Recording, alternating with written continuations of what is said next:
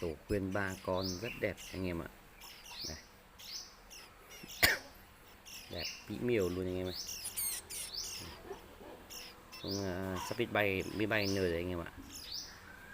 Tầm độ vài bữa nữa là mình sẽ cho chuyển sang là tập bóc anh em nhé, để chuối vào trong này cho tự dẻ tự ăn lấy anh em nhé.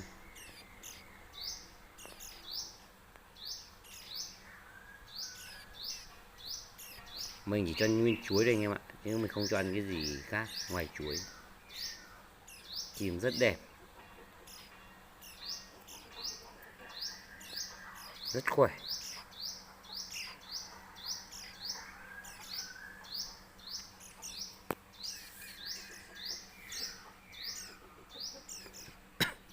Hai con đang tập trung rỉa lông rỉa cánh để biết bay đây.